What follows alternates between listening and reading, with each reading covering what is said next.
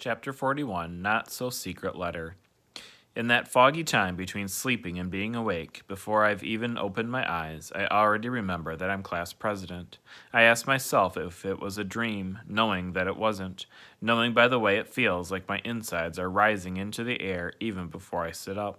It's like when you wake up on Christmas morning and remember what day it is. I lie there thinking that I'm happy, Mr. Daniels counted the votes in front of everyone. I don't think I would have believed him if he had just said I'd won later. When I get to school, everyone acts the same, but I feel different. I put my stuff away and head to my desk, where I find an envelope with my name on the front. Weird. I sit down and slide it off the desk. Glancing around, I pull a piece of paper from the envelope. I expect it will be a note from Mr. Daniels congratulating me, but it's not. It's a full page of cursive writing. I recognize some of the words like love, but I don't know what most of it says. The name at the bottom is Max. I look over at him and he nods once. I look away, feeling like my face must be glowing like Rudolph's nose. I fold up the letter and slide it in my pocket, wishing I could read it. I think that when I get home I can study it. I may be able to figure it out, but I can't stare at it now. I look over at Keisha, who is putting her things in the closet. Hey, she says, sitting down. Hey. My mouth opens to tell her about the note, but she's not the best person at being quiet about things, and I'm afraid that everyone will find out about it. So I take a deep breath and decide it will have to wait. I don't have a choice. I'm both happy and mad at myself. Happy about the note and mad I can't read it. Max is cute, and I like the red and white football jerseys that he wears all the time. And now that I think he likes me, I think I might like him too. So how does it feel to be president? Keisha smiles. Oh yeah, man, this may be the best week of my entire life. Same old stuff, I say. Huh? Same old stuff? Are you already gone to your head? Don't worry, I'll still talk to you and everything. Like you could ever ignore me. We both laugh.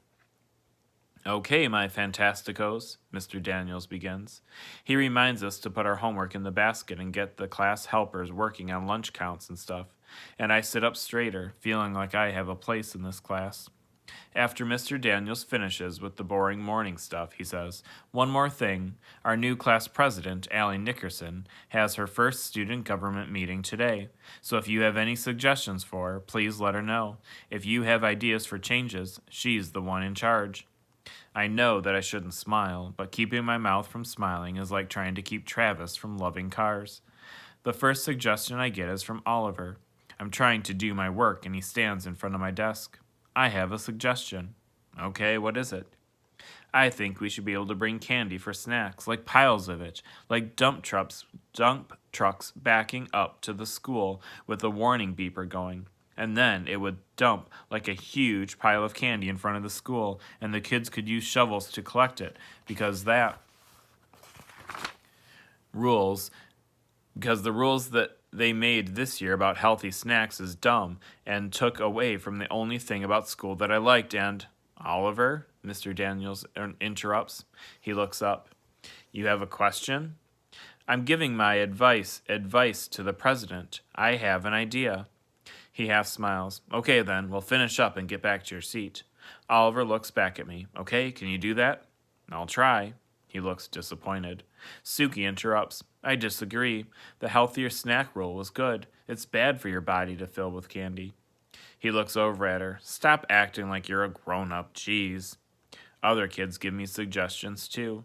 Just before lunch, I hear Shay complaining that if she'd been elected, she'd have started a horseback riding club at school. For a second, I feel bad, and then I realize she couldn't possibly do that. Horses? Where would we get horses?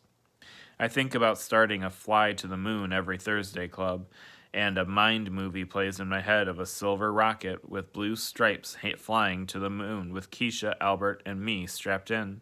Albert calmly explains the energy required to lift a rocket. Keisha is screaming she's so happy, and I'm laughing because I'm happy they're happy. I'm pulled out of my movie by Shay, who's standing in front of me. Everyone agrees. You should go crawl into a hole and never come out. Since I won the election, I guess not everyone feels that way, and I'm surprised that instead of saying something back to me, she just stomps off. At the end of the day, as we're getting ready to board the buses, Shay tromps up to me with her shadow, Jessica, right behind her. So did you get the letter? Why is she asking me about that? A little voice in my head warns me. What letter?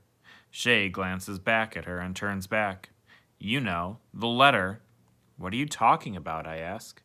She is impatient. The letter, she drops her voice to a whisper, from Max saying you should meet him for lunch. You never showed. He's really disappointed. Oh, is he? She glances behind herself. So, do you like him? Why did he want to see me at lunch? Allie, you just can't ignore something like that. It's rude. I see Max coming, but don't say anything.